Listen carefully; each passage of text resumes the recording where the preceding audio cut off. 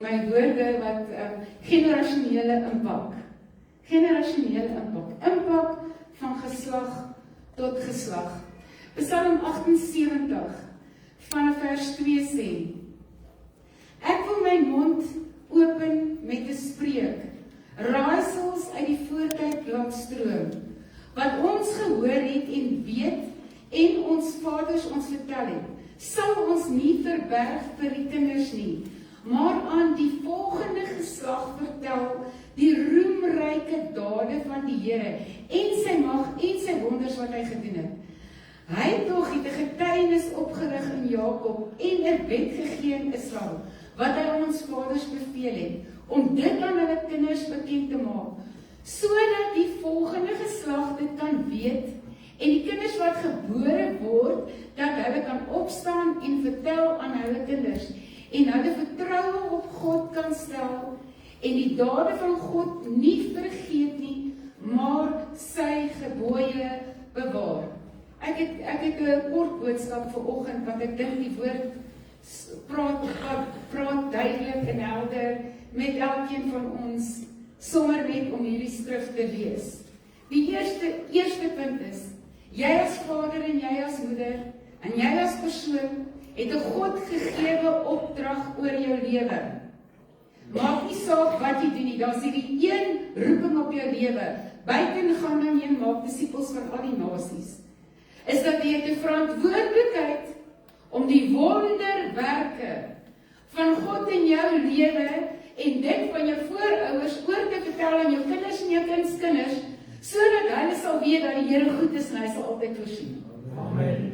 So wanneer jou kinders groot word in 'n era waar hulle heiliglik en groot word, waar alles gaan oor ek, myself, me, myself en I, en ek het dit bereik, en dit gaan oor my, en dit gaan oor sosiale media, en al hierdie wonderlike goed, en elkeen se blush moet bietjie donkerder wees as die volgende ene, is dit belangrik vir ons, om in ons kinders in te skerp, die waardes, die normes, en die beginsels, en die grenslyne, wat ons ontvang het van ons voorouers, wat ons dra 'n verantwoordelikheid, en daai verantwoordelikheid is om oor te dra, so as jou kind nie die woord van die Here ken nie, waar lê die fout?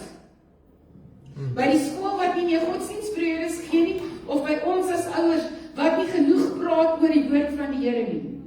Die verantwoordelikheid, en dit is 'n God-gegewe roeping, 'n God-gegewe calling, wat oor jou lewe uitgaan as ouer, as oupa grootjie, om te sê, vertel van die wonderwerke wat ek gedoen het in jou lewe.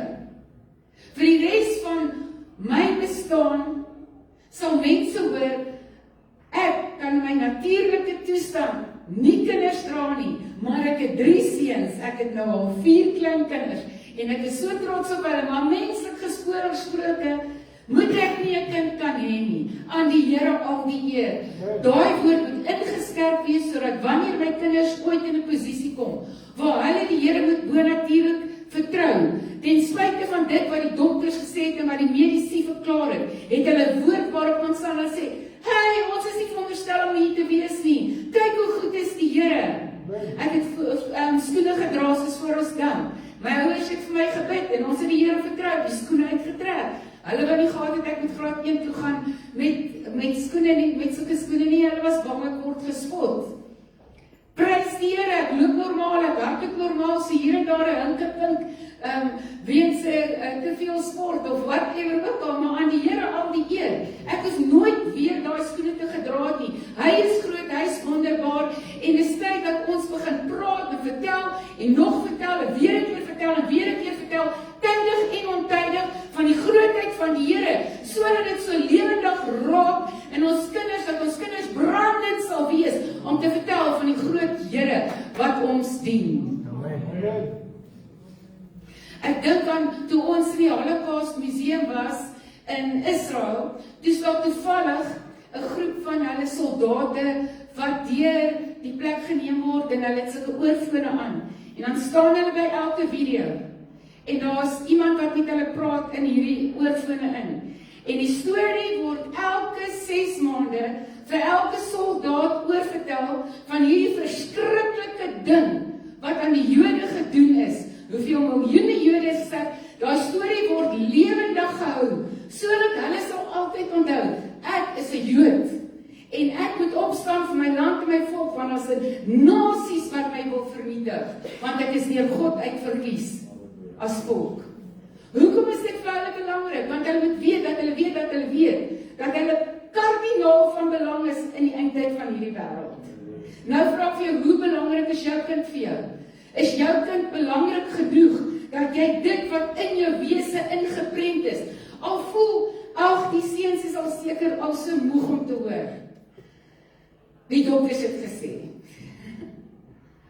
Maar dit gaan nie oor wat hulle, dit moet lewendig wees in hulle gees. Ek sal weet, my werk is gedoen, die dag wanneer hulle in my posisie is, wanneer hulle op 'n outreach is, wanneer hulle vir iemand moet bid, wat sê, ons kan nie kinders hê nie. En hulle staan, hey, ek is nie reg een om vir jou te bid. Dan was my werk gedoen. Wanneer 'n vriend of 'n vriendin by hulle kom sit en sê, hey, ons kan nie swanger raak nie. En hulle sê, ag, weet jy wat, wees oor niks besorg nie, kom ons vat hierdie ding na die Here. Hy deel 1, 2, 3 daarmee, 1, 2, 3, 4 daarmee. Ons sit dan met 'n volgende geslag aan die Here, al die eer. So jy moet weet, jy dra God gegewe roeping, en dit is om te vertel van wat die Here gedoen het. Die tweede ding is, jy moet weet, jy skep 'n geestelike atmosfeer vir die geslagte wat volg. Deuteronomium 7 vers 9 sê, jy moet dan weet dat die Here jou God is, die getroue God wat die verbond en die goedertierenheid hou vir die wat hom lief het en sy gebooie onderhou in 1000 geslagte. En nou kom, in 1000 geslagte. So as jy bereid is om die gebooie van die Here te onderhou, in gehoorsaamheid te wandel, vir 1000 geslagte, dit is amper sê, ek is nou crazy, maar dis eintlik wonderlik. Want as ons kyk na Exodus 20 vers 5 tot 6 staan daar, wanneer hy praat oor, jy mag nie ander gode aanbid nie, jy mag jou voor hulle nie neerbuig nie, want ek die Here is jou God, die jaloerse God, wat die misdaad van die vaders besoek aan die kinders, aan die 3de en die 4de geslag, van die wat my haat. So, vir die mense wat nie die Here se gebooie onderhou nie, vir die mense wat die Here haat, is daar sekere bepaalde gevolge. En daai gevolge strek generasioneel tot in die 3de en die 4de geslag. Hy sê, en ek bewys barmhartigheid aan duisende van die wat my lief het en my gebooie onderhou. Dit is nie 100% die Engelse Bybel sê dit so, but showing love to 1,000 generations of those who love me and keep my commandments. Ek wil vir jou vandag sê, jy skep jou atmosfeer vir jou geslag wat na jou kom. Dink so daaraan. Daar mag dalk 'n vloek kom in die 3de en die 4de geslag vir mense wat die Here haat. Maar die Here se goedheid is so groot, hy gaan oor 1000 generasies. Dit is hoe die genade van die Here werk. So dit is belangrik vir ons om 'n kultuur te skep, om 'n atmosfeer te skep, waarin ons kinders leer, ons moet die Here gehoorsaam, ons moet sy gebooie onderhou. Want wanneer dit gebeur, gaan dit met my kinders se kinders se kinders goed gaan vir 1000 geslagte aan. Die Here is die begin en die einde, en hy is alles tussenin. Die wonderwerkende krag van sy profetiese uitsprake, jou profetiese woord, dit wat oor jou gespreek is as 'n klein dogtertjie of as 'n klein seentjie, en jy kom op 'n punt in jou lewe en jy dink dis verby, die Here vat daai woord uit jou verlede uit en hy trek hom in jou toekoms in, as jy werklik waar vir hom neerbuig gaan en sê, Here, ek het tot hier toe gekom, maar ek kom agter, ek is besig om die pot lekker mis te sit. Ek wil draai, Here, ek gee myself, help my om 'n nuwe atmosfeer vir my generasie te skep. Ek herinner U aan jou belofte en ek sê vir jou nou, die Here trek daai belofte in en hy gee vir hom lewe en hy gee vir hom vuur en ewe skielik begin die omstandighede in lyn kom met die woord van die Here. Kom ek vra vir julle, wie kan vir my antwoord daar's 'n man wat geleef het, wat met iemand getroud was. Ek gee vir julle 'n hint. 'n leidraad. Wie is Salmon? Hy was iemand se man. Salmon. Okay, is die geslagregister van Jesus. Enige idee? Okay. Wie is Rahab?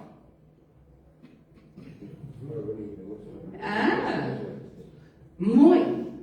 So Rahab, die vrou met 'n slegte, ek kan nie daai woord lees van die kant af nie, met 'n ongure verlede. Trou met Salmon. Hulle het 'n seun met die naam Boas, wat trou met Rut, wat 'n seun het, wie se naam is Obed, wat 'n seun het, wie se naam is Jesse, wat 'n seun het, wie se naam is David. Jesse is, okay, julle gebruik Isai, maar Jesse is die Engelse naam. Isai is Jesse, David se pa.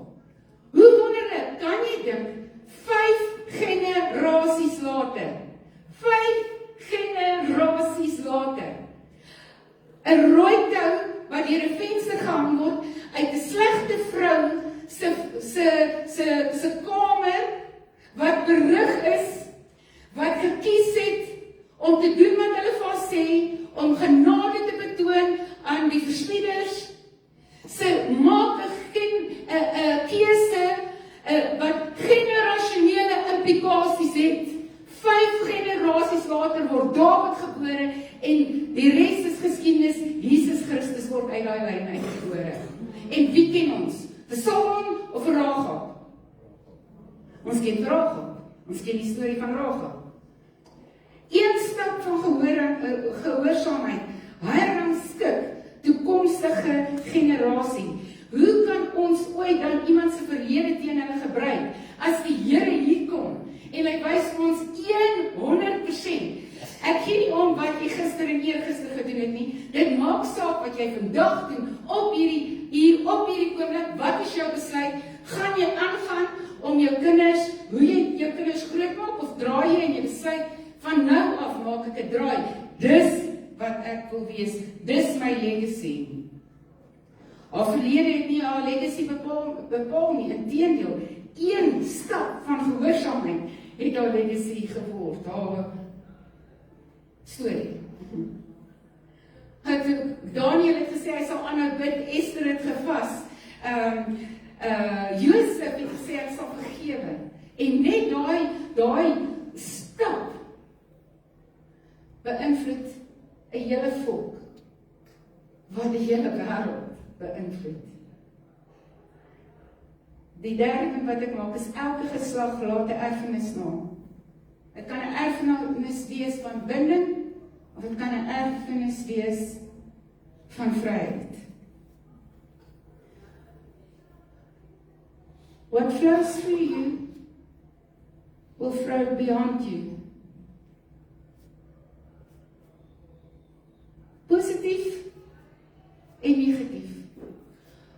Die predikers gebruik altyd groot knor se knypel, rond klein knor, en omdat klein knor nou knor, nou sê net, ag my pa het geknor, my oupa het geknor, my oupa groot het geknor, nou knor ek. It flows through. It flows through.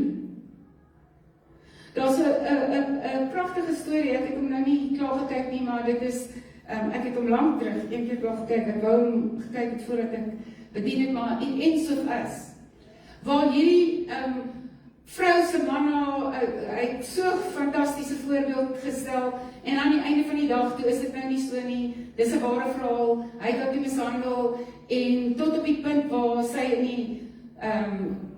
die babatjie, die dogtertjie is gebore, sy het hom gelos, hy kom na haar toe, hy vra vir haar, kan hulle herstel, en sy sê vir hom, sy net, wat sy sê vir hom? Sy sê vir hom, sy het net hierdie een vraag vir hom. As hierdie dogtertjie groot word, en sy bring 'n man, soos hy,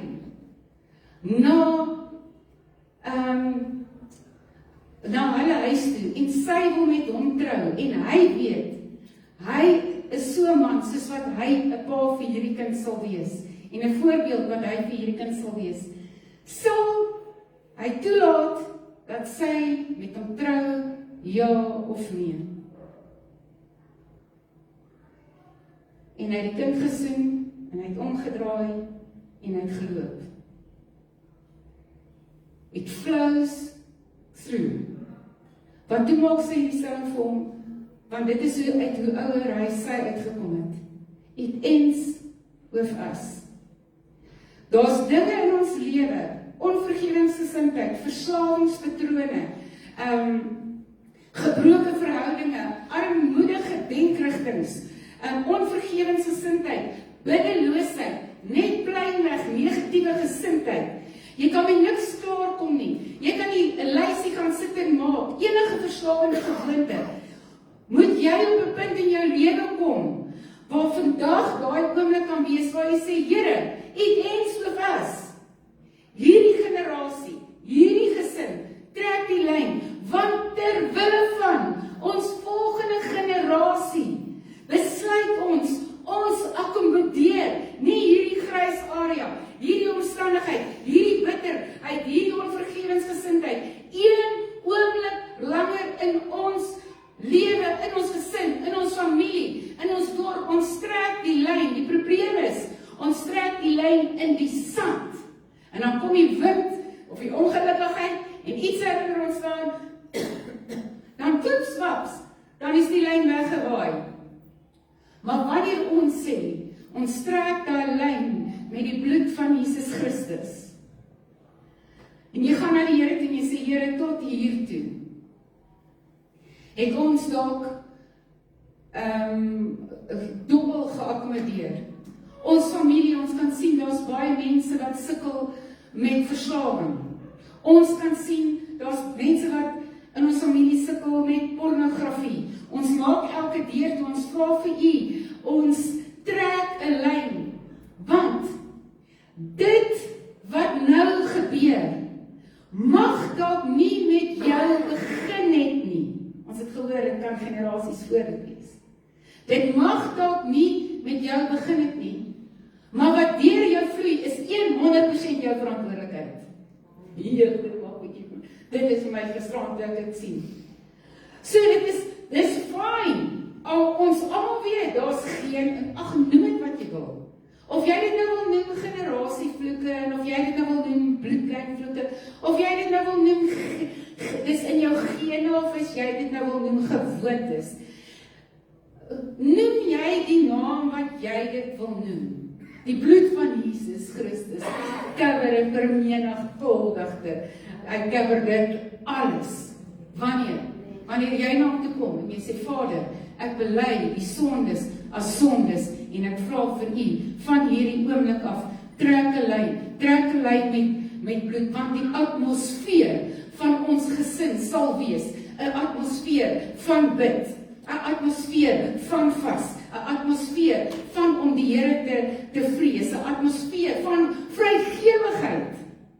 Dink net, julle gesin staan bekend as 'n gesin van vrygewigheid, 'n gesin van geloof, 'n gesin van gehoorsaamheid, want gehoorsaamheid 'n belofte wat sê, as jy my gehoorsaam is, sal ek jou nageslag, en jou volgende nageslag, en jou volgende nageslag, en jou volgende een, sien, op grond van jou gehoorsaamheid. Die probleem is ons wil die guns van die Here en al die positiewe goed wat kan deurvloei in ons lewe, dit wil ons hê. Ons wil hê die Here se voorsiening moet deur ons vloei. Ons wil hê die Here se Heilige Gees moet deur ons werk. Ons wil hê nasies impakteer. Ons wil groot besighede hardloop en al die goed. Maar intussen tyd, soos wat hierdie water in ons invloei, kom daar besoedelde water uit, terwyl die water wat hier invloei, moet uitkom, en het moet nog suiwerder wees, en nog skoner wees, omdat ons die karakter van God, en die atmosfeer van ons geslag verander. Judas 2 vers 10 sê, and another generation grew up, who neither knew the Lord. Hulle het nie eens van die Here geweet nie. Hulle het nie eens geweet wat die Here alles gedoen het nie. Sure, dit is eintlik so hartseer. So jy het 'n keuse of wat se atmosfeer jou geslag gaan wees, en jy het 'n keuse of daar gebondenheid of vryheid sal wees in jou geslag.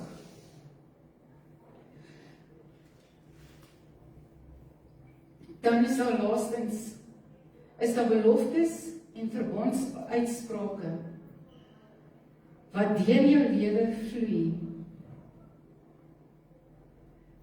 wat jou lewe en jou kinders se lewe radikaal kan positief beïnvloed. God se genade is vir ewig. Dis 'n belofte in Eksodus 20 vers 6. Sy verbond is generasioneel. Sy seën vir die regverdige generasioneel. Sy faithfulness, sy goedheid, getrouheid, generasioneel. Sy seën ten opsigte van gehoorsaamheid, Deuteronomium 4 vers 40, generasioneel. Sy Heilige Gees, die invulling van die Heilige Gees, wat generasioneel. Sy vrede, generasioneel. Wanneer ons bereid is om te sê, Here, laat dit wat deur my vloei van so 'n aard wees dat dit die geslagte na my positief sal impakteer, dat hulle sal weet wie U is, dat hulle sal weet wat het U vir my gedoen, dat the buck stops here, dat dit wat verkeerd gegaan het in ons geslagte voor ons tot en met jou, stop nou, want wat van hier af deur ons vloei, sal aan U die eer bring. En ek vertrou die Here vir 'n atmosfeersverandering en 'n verandering van legacy van nou af tot in ewigheid. Die vraag wat ek vanoggend vir jou vra is, wat is die legacy wat jy maak? As jy nou jou eie begrafnisbrief moet skryf, wat gaan jy skryf? Gaan jy skryf, ek Marlies van Rensburg het baie koeksisters gebak vir die kerk.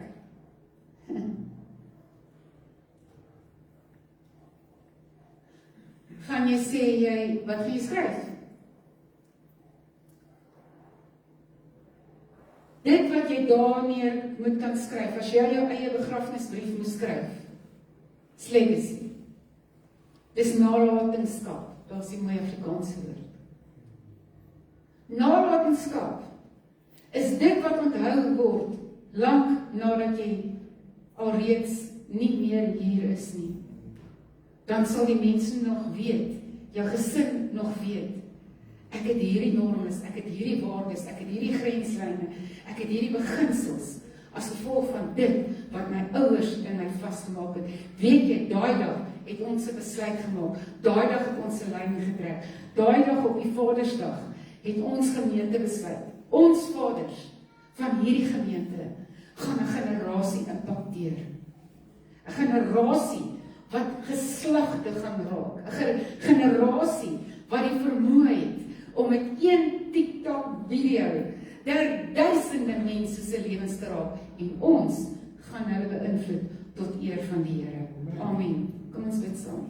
Vader, is ons so voorreg om so saam met U te kan wees. Dankie Here dat U vir ons eintlik hierdie wonderlike vermoë gee, dat een persoon wat op sy knieë gaan en werklik waar die Here aanroep en naas die sy toekoms kan verander.